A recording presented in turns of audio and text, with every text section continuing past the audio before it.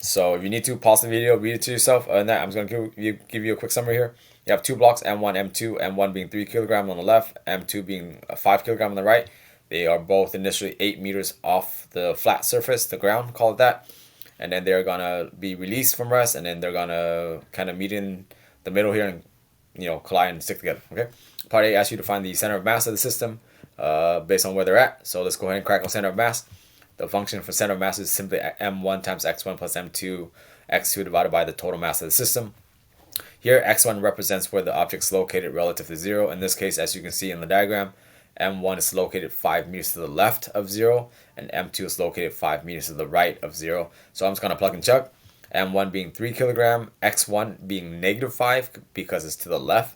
So I highlighted the yellow negative sign here because that's important, okay? It's important that you plug in the position correctly. And position is a vector, so you need to make sure you include the direction when and where appropriate. Here, M2 is 5, X2 is a positive 5. So I'm just going to leave the positive sign out for the 5 here because it doesn't really matter in the math part. All right, on that, M1 and M2 on the bottom, it would be just 3 plus 5, which is 8. So if you simplify this, 3 times negative 5 is negative 15, plus 5 times 5 is 25. So negative 15 plus 25 will give you a positive 10 in the numerator. And then 3, once again, plus 5 on the bottom, which is 8. Units for kilograms will cancel out. So that'll just leave you with units in meters. And then if you take your calculator, or if you want to just do mental math, you can just do 10 divided by 8, which is 1.25 meters. And that's the answer for part A. So the center of mass for this system, according to where the two objects are located initially, is 1.25 meters to the right of 0. Okay. Part B wants you to find the velocities of the two blocks just before they collide. So you have to be able to visualize M1 is going to slide down and reach a certain speed at the bottom here. Likewise with M2, it'll reach a certain speed. But keep in mind this particular question asks for velocity, so make sure you include the directions when you finalize your answer. Excuse me. All right. So here's M1. I'm just going to do the velocity for M1 really quick because I can double dip, because in this one it's kind of easy because they both start at the same height. And you see why this is easy. Okay, so M1 being 8 meters off the ground, it's gonna slide down this frictionless segment, and then it's gonna enter this flat part. So if you can visualize the potential energy in the system initially will be converted to Ke once it reaches this flat part. Okay, so here I have PEI, and all that PE will be converted to kinetic energy because once it gets to this flat part, it's referenced to have no gravitational potential energy, so all of that PE will be converted to Ke. All right, so I'm just going to set up conservation of mechanical energy. Initially, the only energy for M1 is PE due to gravity, and then all of that will be converted to Ke once it reaches this flat segment. So I have the statement PEI equals KEF. So I'm just going to expand PE to mgh. Here's m1 times g times h, and Ke is just 1/2 mv square, m1 vf square. So as you can see, m1 appears on both sides, so that will cancel out. So to get vf squared by itself, multiply both sides by 2. So I'm going to move this 2 that's in the denominator on the right to the top left. And then therefore I have 2 times g times hi is equal to vf squared. But to get rid of this square, because we just want vf, you would need to square root both sides. So therefore vf is just equal to the square root of 2gh. We know what g is. G is 9.8, h being 8 because the problem said so. Hopefully you paused the video and read it. And then if you simplify all this in the radical, you'll get a positive or a negative 12.52 meters per second. Keep in mind when you take the square root of a value, it gives you two answers, a positive or a negative. So make sure you keep that in mind. But using common sense, I'm just going to say that the velocity for M1 will be a positive because it starts at the top left and it's going to be sliding to the right once you release it. So I'm just going to say the answer for part B for block 1 will be positive 12.52 meters per second, or you can say 12.52 meters per second east if you like. Okay, but by doing this for M1, I also know the velocity for M2. Well, M2, even though it has a different mass, it doesn't really matter because it starts at the same height. Both these blocks starts at the same height for this problem. So I can make this statement because it starts at the same height. If you set up PE equals KF for M2, you notice that M2 actually also cancels out. So the only thing that it depends on is the height of the placement initially. But they are both 8 meters off the ground. So therefore, they'll have the same speed at the bottom. So I'm just going to go ahead and draw M2 here. Okay, m2 here will have an arrow moving to the left. Why? Because it's starting from the top right, and the only direction it can move in this diagram is to the left. So therefore, I can say the velocity, okay, for m2 at the bottom will be negative. It's negative because it's moving to the left, 12.52 meters per second, and that is the same speed. Again, notice it's 12.52, 12.52, except one is moving right, one is moving left.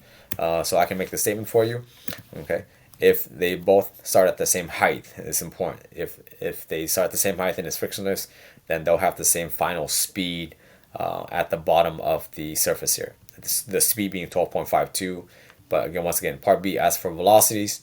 So to say my answer properly, I would say the velocity for m1 would be positive 12.52 meters per second.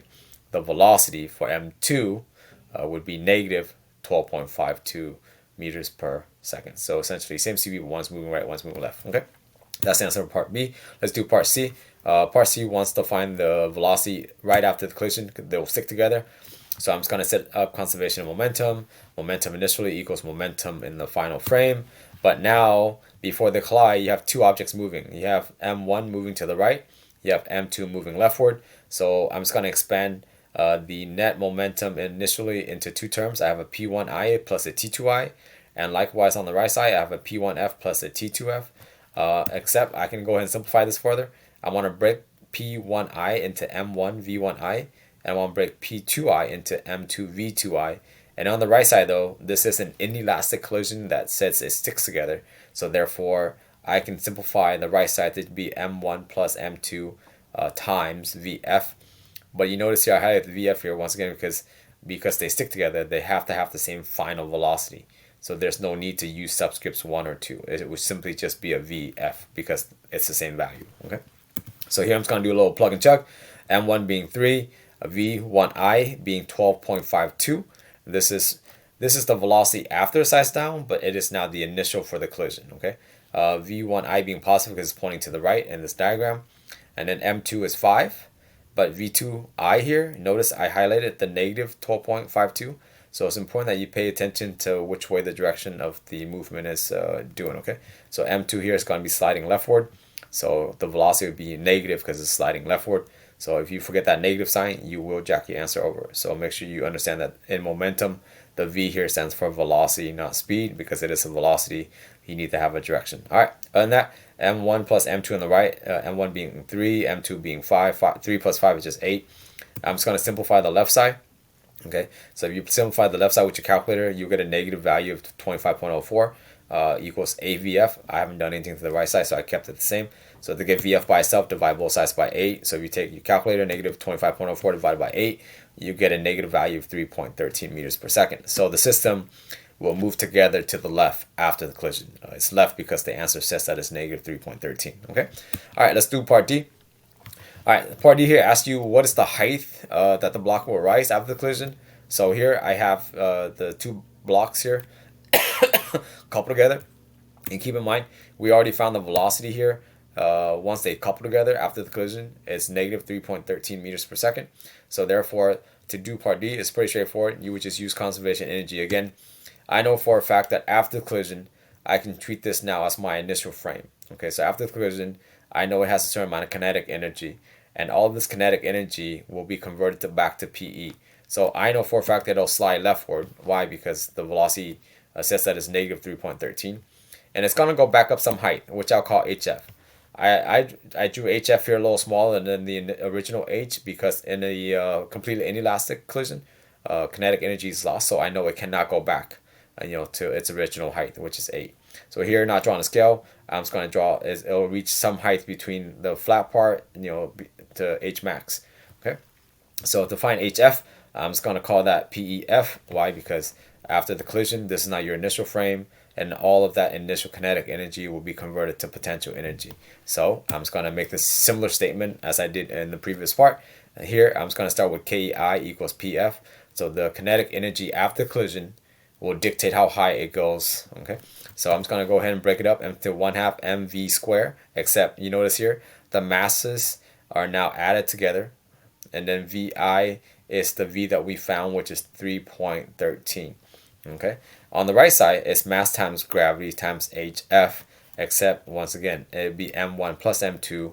But if you were listening closely earlier, the masses will cancel out anytime you set up conservation of mechanical energy for this kind of stuff. So it doesn't really matter. All right.